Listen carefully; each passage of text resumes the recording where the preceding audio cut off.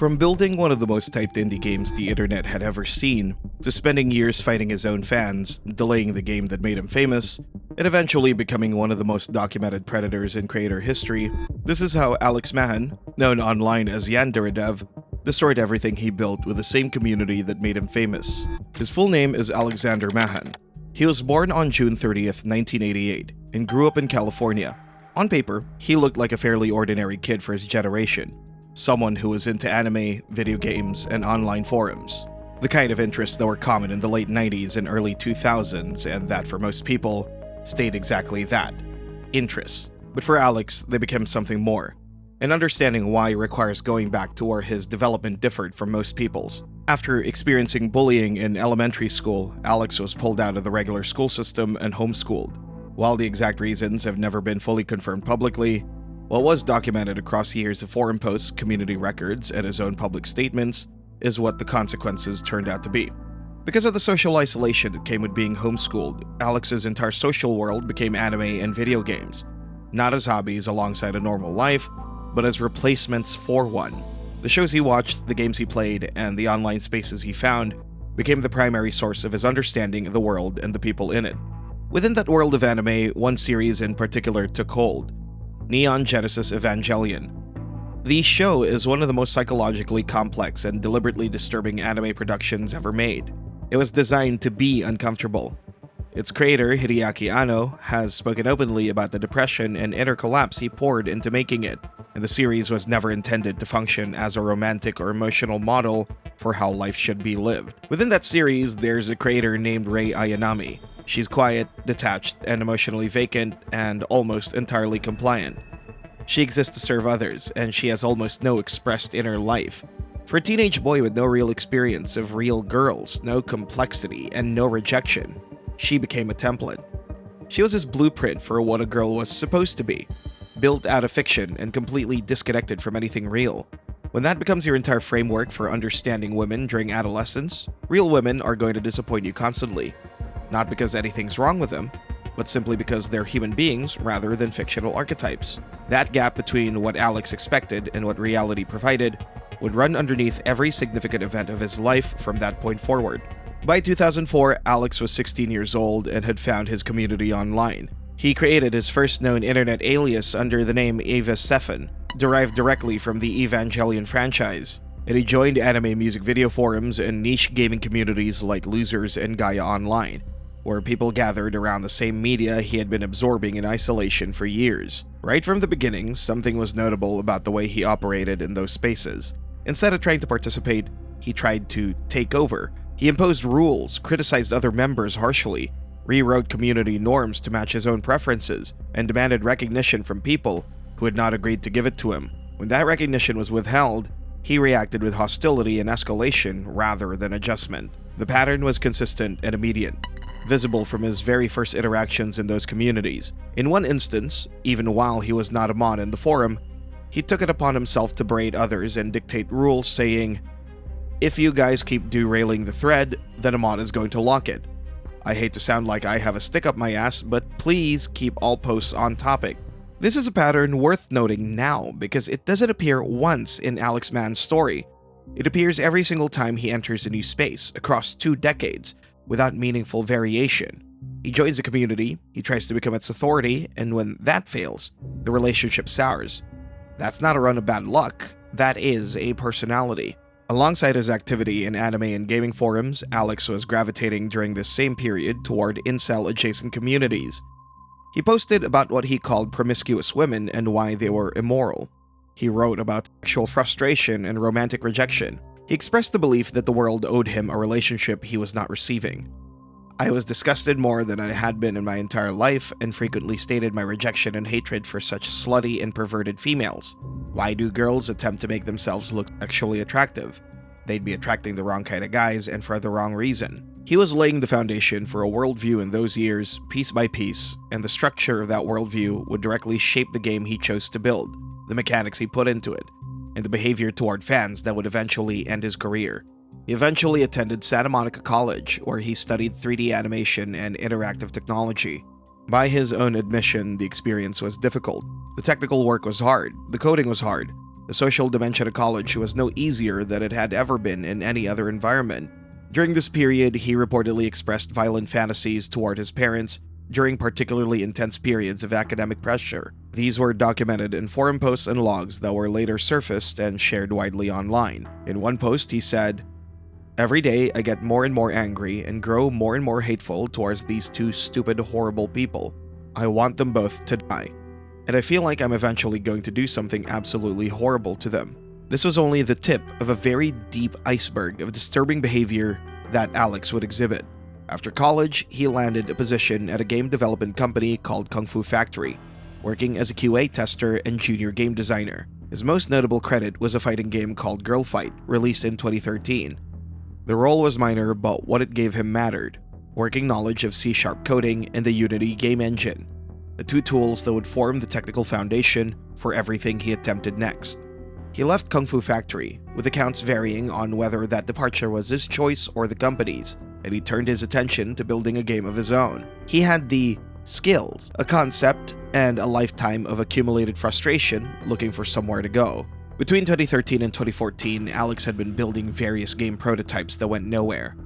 Then, in March of 2014, he posted a concept on 4chan's video game board that would change the entire trajectory of his life. The pitch was this: a schoolgirl serial killer simulator.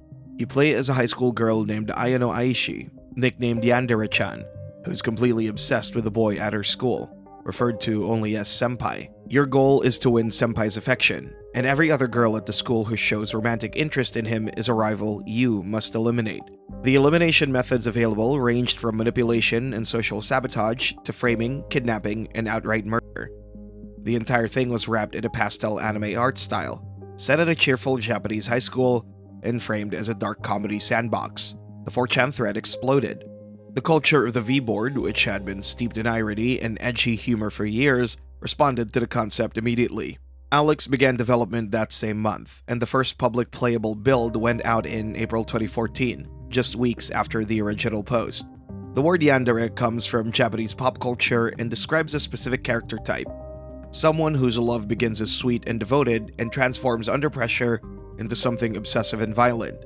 It's a well-known anime archetype, and it was a clever hook for a game concept. And while dark themes in games are nothing new, the problem was what the specific mechanics revealed about the person who designed them. In Yandere Simulator, the female rivals had no real inner lives of their own. They were obstacles, things positioned between the player and a passive male prize. Senpai himself did not act, choose, or do anything meaningful. He simply stood there, available to be won, while the women around him were eliminated. The game structure was the direct expression of the worldview Alex had been posting about since 2004. The idea that women exist in relation to men rather than as independent people, and that women who stand in the way of what a man wants are problems to be dealt with rather than human beings with their own agency. Then there was the mechanic that became notorious almost immediately: the panty shot system. Players could photograph female students' underwear and use those images as blackmail currency to manipulate other characters. The students in question were explicitly depicted as underage high schoolers. Alex defended this as an edgy parody of certain Japanese game tropes by saying, "I would not be willing to remove gameplay mechanics or change parts of the games that are essential to my vision, such as torture, bullying, and panty shots." Much of the early audience accepted that framing and moved on. A portion of them did not, and the ones who did not were paying attention to something real. Almost as soon as the game began gaining traction, people on 4chan started connecting the dots. The writing style, the behavioral patterns, the username history, all of it pointed back to the Ava Seffen persona from the early 2000s forums. The posting history of Ava Seffen was accessible to anyone who knew where to look. Alex denied the connection initially. When the evidence became too substantial to argue against, he acknowledged it but insisted that the person who had written those posts was not who he was anymore, and that he deserved the benefit of the doubt. However, the community was split. Some accepted his explanation and chose to continue supporting the project. Others decided the Ava Seffen record was not something that could simply be waved away. Alex quietly began shifting his community base to 8chan, distancing himself from the V-space where the scrutiny had been sharpest. In April 2014, simultaneously with the game's prequel release, Alex launched his YouTube channel under the Yandere Dev name. He uploaded development update videos regularly, walking fans through new features and explaining design decisions in a conversational tone that most indie developers did not use. He made the people watching feel like they were part of the process. There is a story with a beginning, a middle, and an end. There are 10 rival girls to eliminate in a wide variety of different ways. After you beat the final rival, you watch the story reach its conclusion. And when everything is over, the credits roll. In November 2014, he launched a Patreon. The ask was simple: support him financially so he could develop the game full-time. The response was extraordinary. The Patreon climbed to over $5,000 per month at its peak, with some estimates suggesting it went higher during the game's most popular period. He made a public promise that would later become one of the most significant details in the entire story. Any income above $3,500 per month would go into a dedicated fund to eventually compensate the volunteers contributing art, music, and code to the project. Volunteers who were working without pay on the understanding that the money was accumulating and would eventually reach them. That promise sat in the public record from that point forward, growing weight with every month that passed without it being honored. By 2015, Yandare Simulator had reached its largest audience on YouTube, and the scale of its visibility during that period was genuinely remarkable. PewDiePie played it, and in 2015, PewDiePie was the most subscribed individual creator on the platform, and his coverage introduced the game to tens of millions of people who had never encountered it. The coverage was broad, sustained, and coming from exactly the creators whose audiences overlapped perfectly with the game's demographic. Markiplier played it multiple times and built a series around it. Jacksepticeye played it.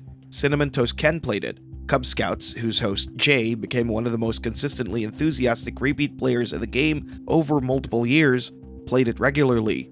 Bijou Mike played it. That was exactly the kind of coverage that the game needed. What made it so perfect for YouTube was the specific combination of elements it offered. The premise was dark, the visual style was cheerful, and that dissonance was inherently funny in a way that played directly to the camera. The game was full of bugs in those early builds, and actually, the bugs were entertaining. It was chaotic, strange, and perfectly suited to a platform built around reaction content. For a brief and genuine moment, Yandare Dev was one of the most talked about indie developers on the internet. In 2016, Alex attended Anime Expo in Los Angeles, his first significant public appearance. Fans lined up to meet him. He signed autographs. He was photographed with supporters who had been following the game for 2 years and wanted to tell him in person how excited they were about it. That's adorable. For a second there, I thought you were just doing that like freehand without any... Oh, that's what I thought. By his own account, this was one of the highest points of his life, and given his background, it's not hard to understand why. For someone who had spent his formative years in social isolation, whose entire experience of belonging had been mediated through screens, the experience of walking into a convention hall where people were genuinely excited to see him was something of an entirely different order. The avatar was gone, and instead, he was physically present and people were glad he was there. It was the closest thing to real belonging that he had ever experienced, and it showed in how he talked about it afterward. He said, "Last year, I had a fantastic time at AX. My most favorite part of the experience was meeting up with Yandare Sim fans. It is worth being straightforward about something before the story continues, because the Yandare Dev collapse is easy to reduce to mockery after everything that followed, and that reduction would skip over something true. At its peak, Yandare Simulator was a genuinely interesting game. The planned scope was ambitious in ways that fans responded to seriously. Alex had planned to design 10 unique rivals, each with distinct personalities and backstories, with elimination methods tailored individually to who each character was. The game was supposed to include a full story mode, a reputation system that affected how NPCs responded to the player, and enough mechanical depth to support very different playthroughs. In 2016, he published a rival introduction video that generated some of the most intense community excitement the game ever produced. It showed all 10 planned rivals with their own musical themes and visual designs, and it made the full ambition of the project visible in a way that felt exciting rather than theoretical. People looked at that video and genuinely wanted the game to exist. Not because it was funny to watch someone play a broken build, but because the finished version it gestured toward sounded like something worth playing. The community that formed around that vision was creative in its own right. Fan art, fan music, original stories, and fan-made animations. The ecosystem around Yandare Simulator during 2015 and 2016 was one of the most active indie game communities on the internet. These were real people investing real creative energy into something they believed in. And that investment is what makes what came next so specifically painful to trace. Even at the peak, however, the cracks were visible to anyone paying close enough attention. The panty shot mechanic had real consequences that arrived early. On January 21st, 2016, Twitch banned Yandare Simulator from its platform, citing the nudity modes, the underwear photography system, and the fact that murder was still the only available method of eliminating rivals at that stage of development. The ban cut the game off from one of the most significant visibility channels available to gaming content, and Alex's response to the ban rubbed people the wrong way. Instead of accepting the decision and putting his energy into development or finding other ways to distribute the game, he spent a significant amount of time and effort trying to fight the ban specifically. He spent a full year pursuing Twitch for a formal response and even made a 2-part YouTube video series laying out his case and justifying the disturbing elements that got him banned in the first place. Well, it's not going to get me anywhere, but I feel like I can dispute all of these points. Nudity was removed from Titan mode, and I can put characters in towels if it's that big of a problem. There are other games with similar panty shot mechanics, and I can always add other forms of currency besides panty shots. Murder is no longer the only way to eliminate rivals. The player is strongly discouraged from slaughtering students indiscriminately. The game gets more difficult with each subsequent kill, and you won't get a good ending if you kill too many people. Sexual harassment isn't a core focus of the game either. It's completely optional. He treated getting the decision reversed as a priority comparable to actually building the game, but he ultimately failed to get unbanned. The amount of time and emotional energy he put into the Twitch situation, compared to simply moving on, showed something specific about how Alex handled being told no by an authority he felt had treated him unfairly. He treated the challenge to his reputation as something that needed a full response and kept pursuing it long after most people felt it was no longer worth it. There is no actual nudity in Yandare Simulator. All nudity is obscured. Could it be the fact that the game involves school children being murdered in a school setting? No. There are other games that involve school children being murdered in a school setting that are not banned from Twitch. Could it be the fact that the player can kidnap and torture people? No, there are other games that involve kidnapping and torture that are not banned from Twitch. In other words, all of the content in Yandare Simulator can be found in other games that are allowed on Twitch. His behavior in community spaces during the same period was already showing the volatility that would define his later public persona. He monitored fan Discord servers at a level of attention that felt possessive rather than engaged. He was quick to ban critics and slow to acknowledge legitimate concerns. Any coverage that was not entirely positive was treated as an attack requiring a direct response, and his responses regularly made situations worse by confirming the exact character traits the original criticism had identified. Then there was the Midori Gurin situation, which was easy to dismiss as a joke at the time, but considerably harder to dismiss in retrospect. As part of his regular streaming activity, Alex would respond to fan emails live on camera, reading messages aloud and reacting to them as content. Are you really sick in the head to want to make the next generation obsessive, violent murderers? No. Do something about it before mothers like me take actions further. A character named Midori was eventually added to the game as a recurring joke villain, explicitly functioning as a representation of the most annoying type of fan, and he described her as someone who asked stupid questions or made impractical suggestions. The character's personality was presented as comedy, and the community largely went along with it. She eventually came to represent the concept of a person who constantly sends me emails with very dumb questions. She was never meant to represent the entire Yandare Simulator fanbase. She only represents the people who slow down the development of the game. What it actually was underneath the joke framing was a public expression of contempt for a portion of the audience that was paying his bills. The fans being mocked through Midori were enthusiastic young people who asked the kinds of questions enthusiastic young people ask. The willingness to embed that concept directly into the game, to create an in-game villain as a dedicated stand-in for fans he found irritating, said something real about how Alex viewed the relationship between himself and the people funding him. He was not, at his core, a developer grateful for community support.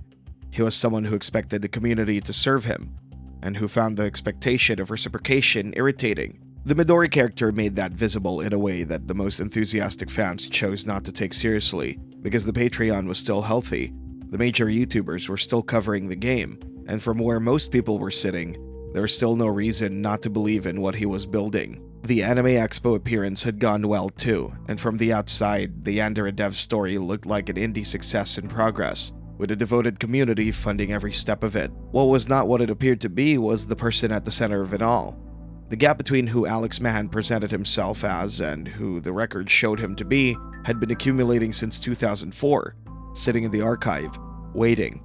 By the end of 2016, Patreon had reached its peak. The YouTube coverage had reached its widest point, and somewhere in the game files, Osana Najimi, the very first of the 10 promised rivals, the most foundational piece of the entire project, was nowhere close to finished. The audience had no idea. They're still watching the update videos, sending their monthly support, and making fan art with the genuine belief that the developer they were funding was building exactly what he had promised them. But what was coming next would change that completely, because this was also around the time when Yandere Dev began experiencing the first real consequences of his sudden internet fame, and decided it was time to onboard new team members to help him with his ventures. As Yandere Simulator kept blowing up online, more and more fans started reaching out to him, not just to support the game, but to become part of its development themselves.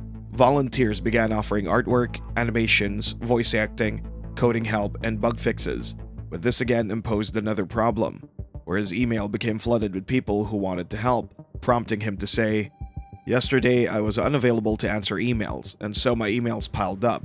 Today, I was answering emails from 8 a.m. to 12 midnight. The blog has 103 new comments since the last time I checked. I usually try to read every blog comment and answer every question, but I don't think this is possible anymore."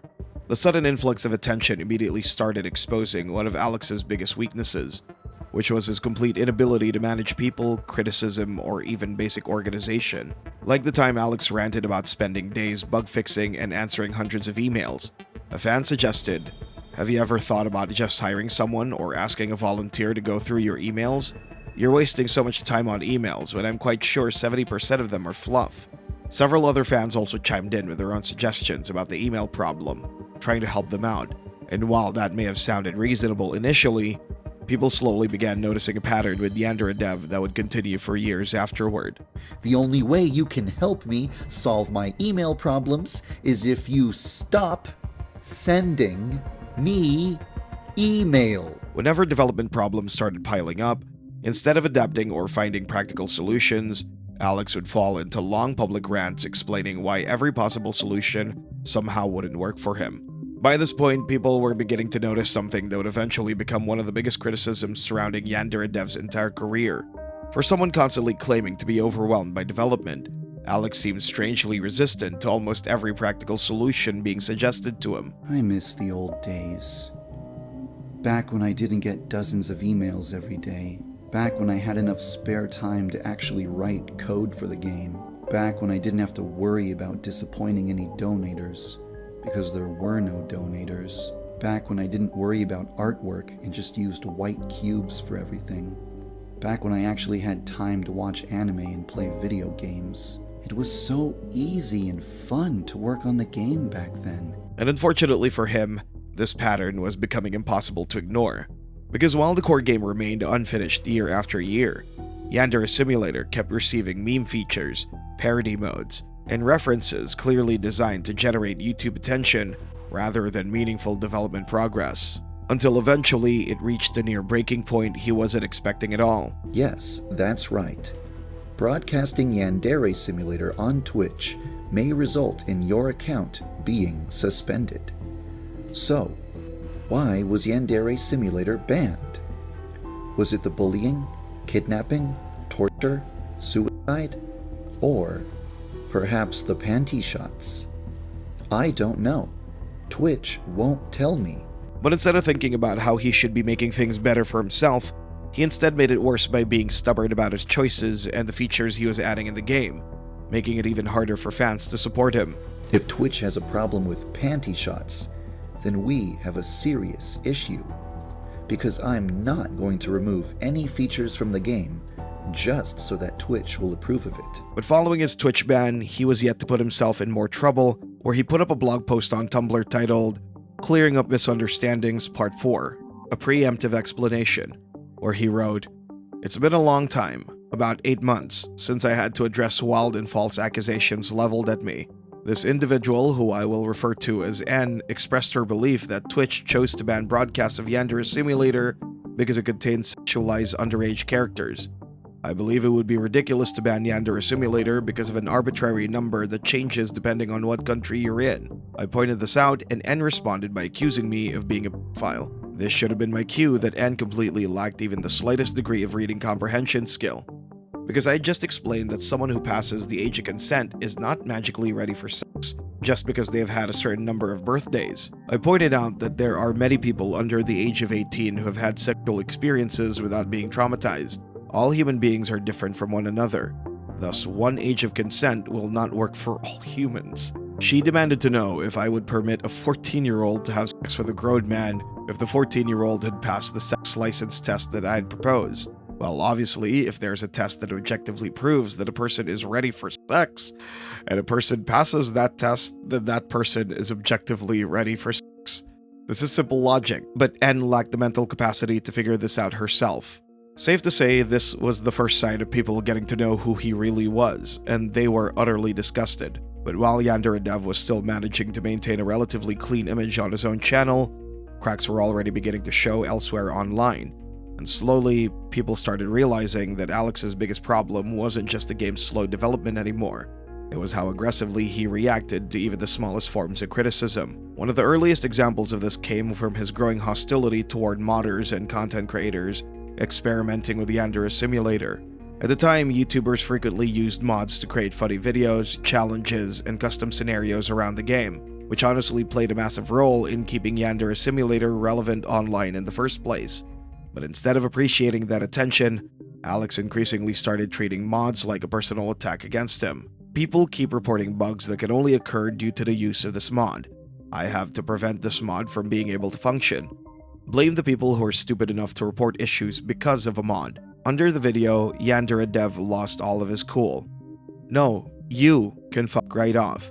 You got no clue what you're talking about, you fucking dumbass." To which a fan replied, "Your ego's insanely high for a dude whose game is 40% stolen assets, 50% absolute mess, and 10% of a 30-year-old weeb's wet dreams, but whatever." By this time, most of his fandom had turned against him, and the only chance for him to grow now was to collaborate or experience a slow downfall because of his extremely perverted mindset and his utter inability to hide it well. But despite all the criticism surrounding Yandere Dev, there's still one thing keeping fans hopeful that Yandere Simulator would eventually become a real game instead of just another unfinished internet project. The entire concept of Yandere Simulator revolved around eliminating 10 rivals over the course of 10 in-game weeks before they could confess their love to Senpai. And Osana Najimi, the very first rival, was supposed to establish the standard for every rival that followed. But Osana's hype extended way beyond the original features and gameplay, and the one hyping her up was Yandere Dev himself. When you try to take down Osana, I want you to feel like you're experiencing a demonstration of what the final game will be like, not just killing a test subject in a glitchy debug sandbox. When Osana is implemented, I want you to feel like one of the final pieces of the puzzle has clicked into place, instead of feeling like Yandere Simulator is still a giant incomplete puzzle that is missing most of its pieces. He promised fully functional gameplay, unique elimination methods, voice acting, animations, sabotage events, cutscenes, and an entire week of interactions centered around her character. And most importantly, he claimed all of this would take around 1 month to complete. I do not want to release a build that has a half-functional Osana. So, once I begin working on implementing Osana, you won't be getting any new builds until Osana is 100% functional. Considering everything that is required to add Osana to the game, that could take at least 1 month. Osana represented everything the community had been waiting for. If the first rival could finally be implemented successfully, then maybe Yandere Simulator really was moving toward completion after all. But what nobody realized at the time was that Osana would slowly become the single biggest symbol of Alex's inability to finish anything he started. and to be known as an incompetent game developer in the community. A month passed and there was still no Osana. Then, more weeks passed with almost no meaningful progress shown publicly. Instead of the long-awaited rival finally being added into the game, fans kept receiving smaller updates, distractions, and excuses, explaining why development was taking longer than expected. Things only got worse when Alex announced he would be taking additional time off, meaning less progress would be made toward Osana's development. The next big addition to the game is Osana, the first official rival. I've made a lot of progress towards adding her to the game. However, it could be another month or 2 months until she's complete. At this point, fans were becoming increasingly irritated because while the game itself barely seemed to move forward, Alex constantly appeared distracted by everything except actually finishing the feature people had been waiting years for. And unfortunately for him, he unintentionally revealed exactly where much of his attention was really going. In a Reddit post, Alex admitted that he had become nervous after noticing that Markiplier hadn't uploaded a Yandare simulator video in several months. He further said, "Did I do something wrong? Does he hate the game now? When I watched his new video, one thing made me feel weird. At the end of the video, he left the school, so he didn't see the couple confess. He seemed really disappointed about that. I hope the disappointment doesn't cause another 5-month drought of Yandere Sim videos from Mark." The attention, reactions, theory, and gameplay videos from major creators were keeping Yandere Simulator alive, even when actual development had slowed to a crawl. And as those creators gradually lost interest due to the lack of meaningful updates, Alex clearly became terrified of losing the online validation and popularity that had turned him into an internet celebrity almost overnight. Eventually, Alex was forced to publicly admit that he had failed to meet his own deadline for Osana's release. Originally, my personal goal was to implement Osana before January 1st, but this is no longer likely to happen. I underestimated how long it would take for all of Osana's necessary assets to be created. To make this process go by faster, I should have requested the assets months in advance. This is something that I will take into consideration when planning future rivals for Yandere Simulator. With every passing month, it became harder for people to believe that Yandere Simulator was ever actually getting finished. What made things even more frustrating was how Alex kept talking about future rivals and plans, despite still being unable to complete the very first one. By this point, Osana had already been delayed 4 months beyond the original estimate, and the community's patience was rapidly disappearing. I think it was a mistake to put so much emphasis on Osana. This created the impression that Osana was my one and only priority, which wasn't the case at all. I've made tons of changes and additions to the game over the past year, and it would be a shame if I'm judged solely on whether or not I'm making progress on Osana from week to week. Osana slowly transformed from the most anticipated feature in Yandere Simulator into a running joke across the internet. Every missed deadline damaged Alex's credibility further, and every new distraction made people even more frustrated with him. Fans didn't care about more Easter eggs anymore. They didn't care about joke modes or meme updates. They just wanted proof that the game was actually progressing. But instead of fully dedicating himself to finally finishing Osana, Alex once again got dragged into another controversy, this time involving his first big collaborator. You may recognize them as the publisher of Hello Neighbor and numerous other games. Eventually, we reached an agreement that I was happy with, and I decided to enter a partnership with them. Don't be worried. I'll retain full ownership of the Yandere Simulator intellectual property. I'll have full creative control over the game. I'll have the final say on all merchandising decisions. They can't exploit the product in any way that goes against my wishes, and no deadlines have been set in stone. This was supposed to be the turning point. TinyBuild was not some random indie startup with no experience either. They'd worked on successful titles like Hello Neighbor and had a reputation for helping indie games grow into polished releases. So when Alex announced that he had entered a partnership with them, the expectations became high once again. TinyBuild's involvement was supposed to untangle the infamous spaghetti code that had already become a meme across the internet. It was supposed to bring experienced programmers onto the project and accelerate development that had practically frozen under the weight of Alex's poor management style, with fans mocking how all the hype he had created around his programming skills was nothing but empty hype with repeated if-then-else statements. If someone were to go through all of Yandere Simulator's code and take a drink every time there was an if-else statement, well, it wouldn't surprise me if they wouldn't survive. The problem was that by this point, faith in Alex himself was already beginning to crack. The reaction to Tiny Build's announcement was not universally positive. In fact, a growing number of people were less concerned about whether Yandare Simulator would improve, and more concerned that Tiny Build had attached themselves to Alex at all. Critics had already started documenting his behavior online. The endless arguments with fans, the hostility toward criticism, the bizarre obsession with emails, and the inability to deliver Osana despite years of promises were becoming impossible to ignore.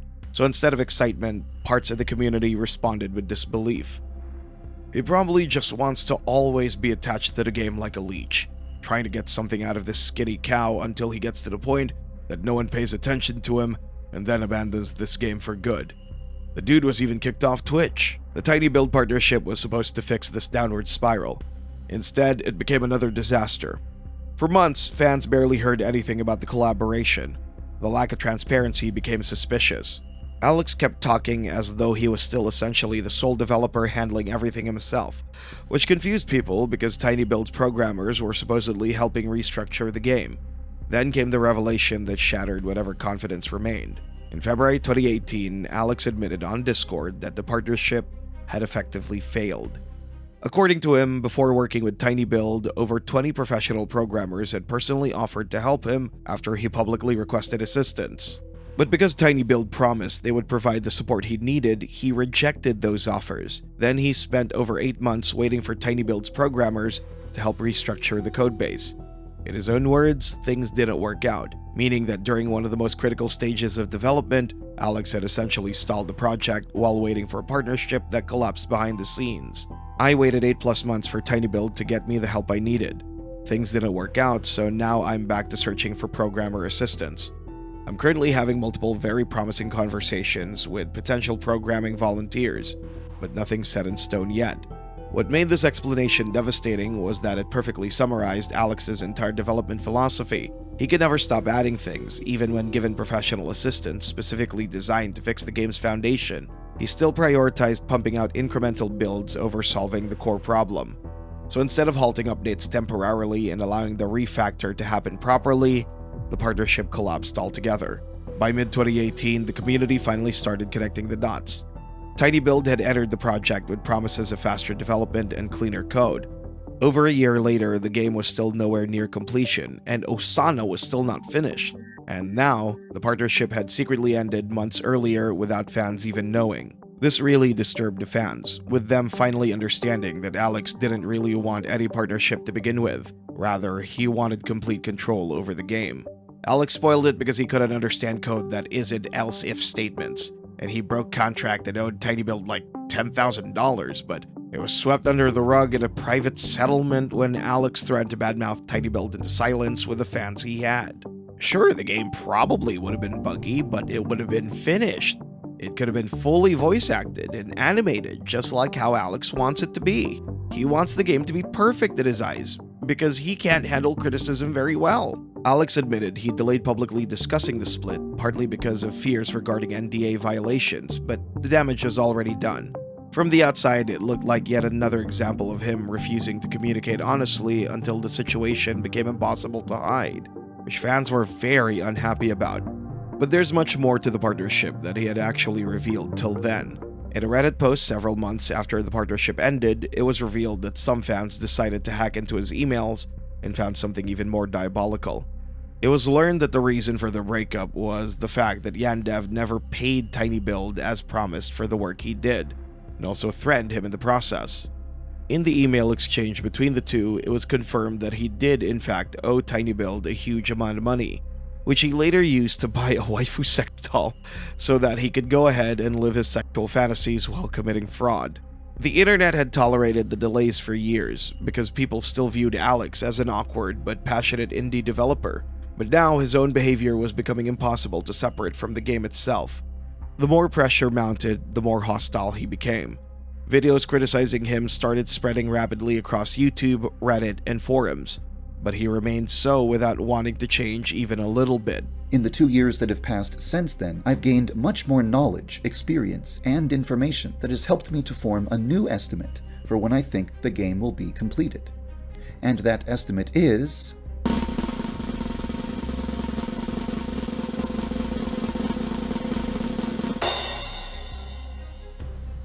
when it's ready. Screenshots from Discord circulated showing him lashing out aggressively at fans over harmless questions.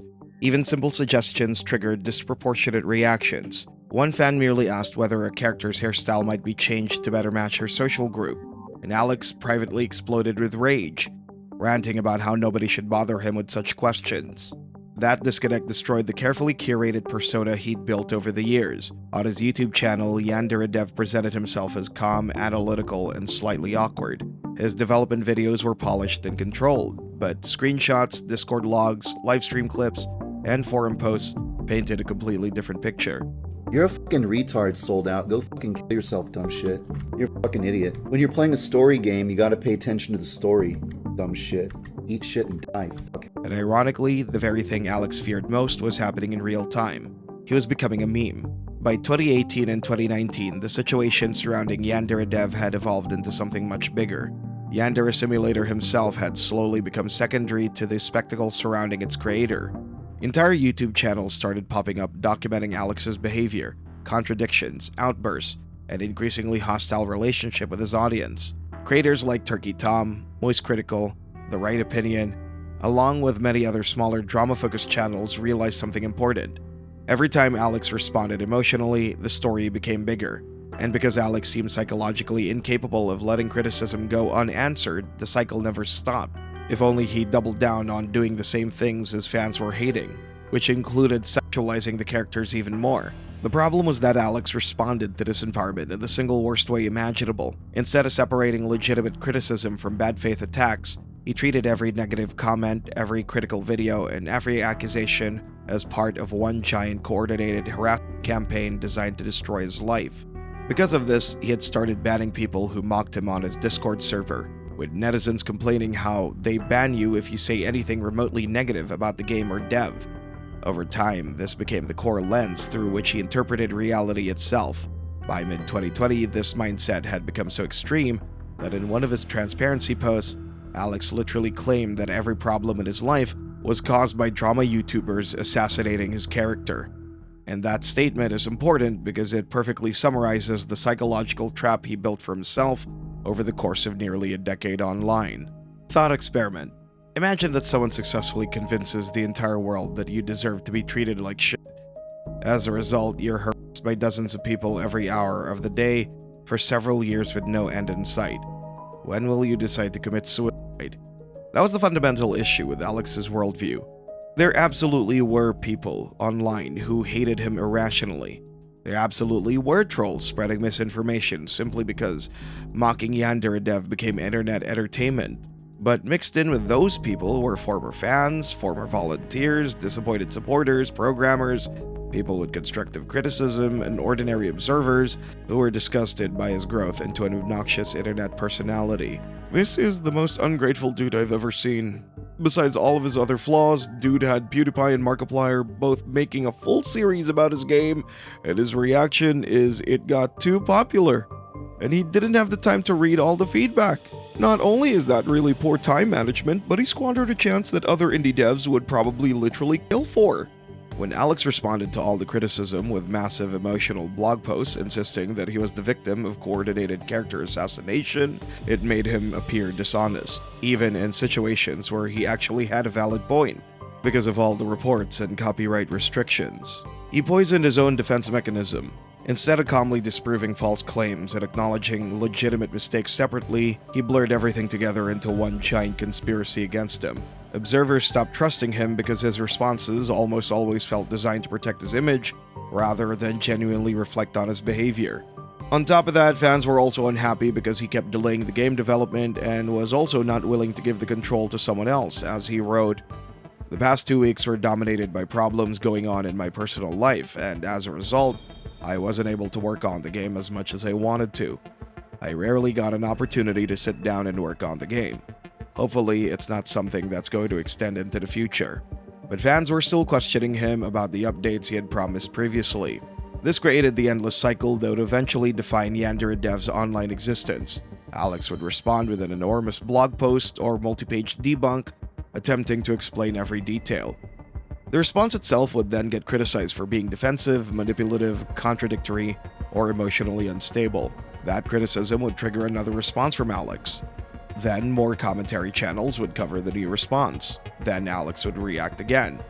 It became a self-perpetuating machine fueled almost entirely by his inability to disengage. Another factor contributing to his worsening online presence was how he had still not launched Osana, despite it being a recurring project from the last 4 years. I plan to release Osana on February 14th, Valentine's Day. Today's the day that Osana was going to be released, but it's not happening. Over the past 25 days, I've been subjected to the largest avalanche of hate and harassment that I've ever experienced. It's several orders of magnitudes worse than what I was put through in 2018, which prompted the hate and shame video. Every day I consider making an I quit, I can't do this anymore video, because absolutely nothing is worth the amount of abuse I'm receiving. I was already morbidly depressed before this happened, but recent events have pushed me down to the lowest point I've ever been at. The severity of what I've been put through has completely killed my enthusiasm for the project and robbed me of all motivation to work on the game. What made this even more destructive was that Alex approached criticism as though disproving one exaggerated claim automatically invalidated all criticism against him. If one detail in a video was misleading, he treated the entire creator as malicious propaganda.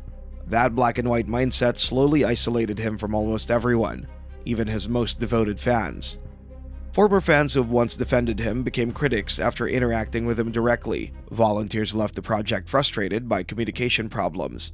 Even people who initially sympathized with the harassment he often received walked away uncomfortable after seeing how aggressively he responded to relatively mild criticism. The more Alex tried controlling the narrative surrounding himself, the more the narrative spiraled beyond his control. He's such a little shit. He's constantly making the same excuses and coming up with bad ideas. And just how manipulative he is. I mean, he's so manipulative all the bloody time, and he's so childish about it. A lot of his reasons behind doing things is so bad, too. And by this point, Yandare Simulator itself was trapped inside the drama permanently. What was worse was how he was using his worsening mental health as a way to threaten his competition to stop production so that Yandare Simulator could still be in the spotlight, with the leaked chats between him and the creator of Watashi no Mono, Yandare Simulator's rival game, where the creator says, "So in short, you're asking me to go up to my entire community and say, hey guys, my game was fake the entire time, and I am starting from scratch because the game is trash in general." To which Alex replied saying, "Yes, because that's my understanding of the situation, and it would be nothing short of honesty and transparency to admit this to your audience." Even before the scandal that would permanently destroy his reputation in 2023, there had already been disturbing allegations surrounding Alex dating back years before Yandare Simulator even existed. Not only was Yandare dev collaborating on porn games while broadcasting his development process, but back when he still went by the online alias Ava Sefen, archived forum logs and screenshots began circulating through the internet communities and sites like lolcow wiki, alleging manipulative and sexually inappropriate behavior. The accusations never exploded into mainstream attention at the time, mostly because Alex was still a relatively obscure figure, but the logs stayed archived quietly in the background for years. In one of his posts, he wrote, "I had a very different image of what girls are supposed to be painted in my head than what they actually are.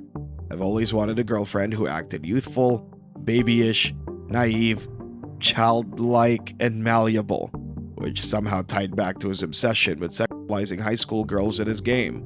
And that detail matters because it completely changes the way later events are viewed in hindsight. What looked in 2023 like a shocking downfall suddenly started to resemble a pattern people had been warning about for over a decade, with his old fantasies and blog posts coming to the spotlight for fans to see. On September 25, 2023, the controversy surrounding Alex Mann stopped being contained to internet drama circles and exploded into something much larger. A YouTuber named Ali MCC uploaded a video exposing alleged conversations between Alex and a 16-year-old fan referred to publicly as Jane.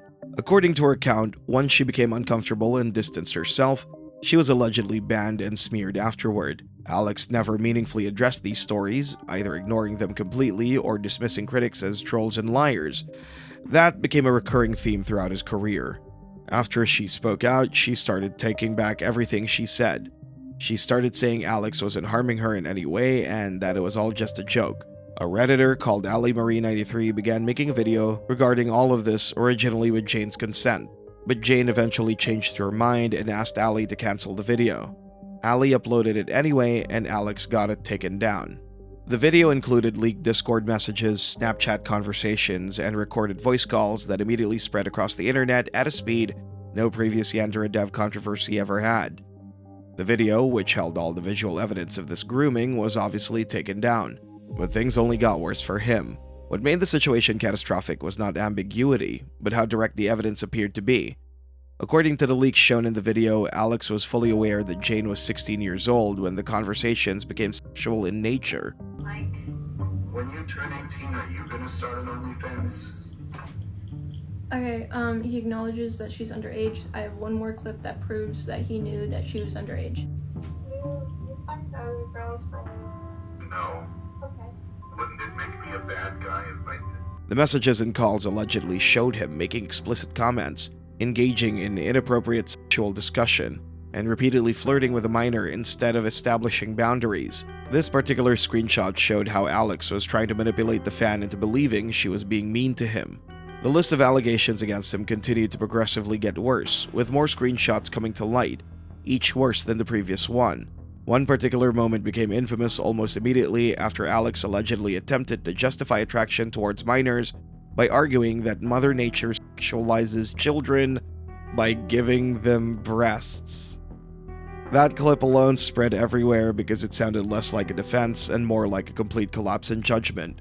The backlash intensified even further after allegations surfaced that Alex had privately pressured Jane through Snapchat to publicly claim the evidence was fake, even threatening to sue her if she doesn't. At that point, the internet stopped debating whether Yandare Dev was simply an incompetent developer or an overly defensive creator. The conversation had shifted into something far more serious, and for many former fans, there was no coming back from it. The situation somehow became even worse only hours after the allegations exploded online. Shortly after the video began spreading across social media, it was suddenly taken down through a copyright claim filed using the alleged victim's real name.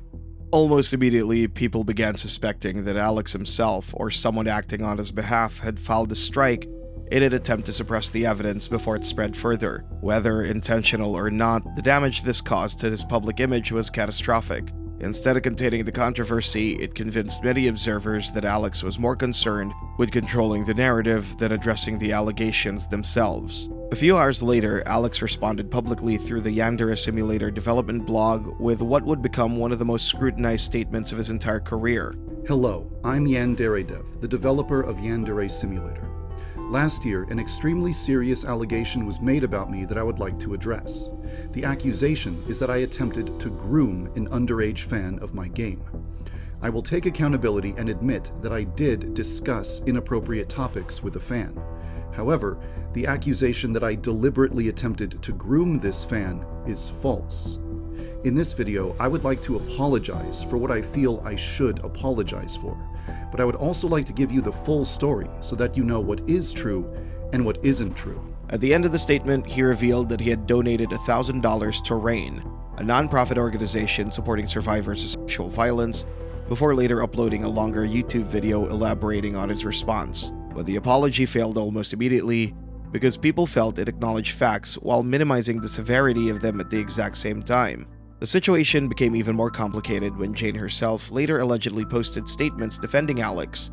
According to those posts, she claimed that she had been coached by a friend into making the material public and compared the situation to an FBI sting operation. Alex quickly linked to her statement in the description of his apology video, using it as evidence that the narrative surrounding him had supposedly been manipulated by bad actors looking to destroy his reputation. He also said he isn't an abusive predator, just a lonely weirdo. Jane also claimed that the friend who originally released the conversations had done so against her wishes, which immediately created chaos online. Regardless of where people stood on the authenticity or motivation behind Jane's response, the documented conversations still showed an adult man engaging in sexual discussions with someone he knew was 16 years old. That fact remained at the center of the controversy, no matter how messy the fallout became afterward, and fans demanded something to be done about the matter. What happened next completely shattered whatever stability still existed around Yandare Simulator's development. Almost immediately after the allegations surfaced, longtime collaborators began publicly distancing themselves from the project, because at this point, everyone had formed a narrative around the whole scandal. Him doing all of this makes him seem more guilty. A lot of people accuse him of being a pedophile, but some random girl accuses him too, and he wants to silence her and take legal actions? That's weird as fuck. He knows he's fucked and only does the thing he knows best, which is to manipulate and threaten. After the 2023 scandal, many people assumed Yandere Simulator was finally dead, that development would quietly stop, and the internet would eventually move on. But that never really happened. Alex continued posting updates on the Yandere Simulator development blog as if the project still had a future to fight for. In his January 2024 transparency post, he acknowledged the controversy and the collapse surrounding him, but framed the situation more as something he was personally enduring rather than something that fundamentally changed how people viewed him. He insisted development would continue and argued that because most core systems were already implemented, the only major task remaining was creating the rivals themselves. In theory, that should have meant development speeding up dramatically. Kizana Sonobu, the second rival in 2020 X mode, was presented as the next major milestone, but even by that point, after more than a decade of development, she still wasn't finished. Financially though, the damage was impossible to hide. During Yandere Simulator's peak years, Alex had built one of the most successful Patreon-supported indie projects on the internet, pulling in well over $5,000 a month at times simply through fan support. By 2024, that number had collapsed to roughly $21,492 across the entire year, averaging under $1,800 a month. Then it dropped even further. By 2025, his Patreon income reportedly fell below $1,000 monthly, an almost unbelievable decline considering how massive the project once was online. In his 2025 transparency post, he seriously floated the possibility of selling Yandere Simulator entirely. This was a developer who had spent over a decade tying his entire identity to one project and now sounded emotionally exhausted by the weight of carrying it. If you asked me why is Yandere Simulator's development so slow, I'd write a 7,000-word long blog post explaining why it's not logical to describe it as slow. But if you rephrase the question to, what are the factors that determine Yandere Simulator's development speed, I have a much different response. As of May 2026, Yandere Simulator has officially been in development for 12 years. The blog still receives updates, but the actual progress toward completion remains painfully slow. Only Osana, the first rival, is fully implemented, while the second rival remains incomplete, despite years of promises and revised timelines. The game's projected release windows have shifted repeatedly over the years, with estimates now drifting into 2026 and 2027. What was once viewed as an ambitious indie success story has slowly transformed into one of the internet's most infamous examples of development hell.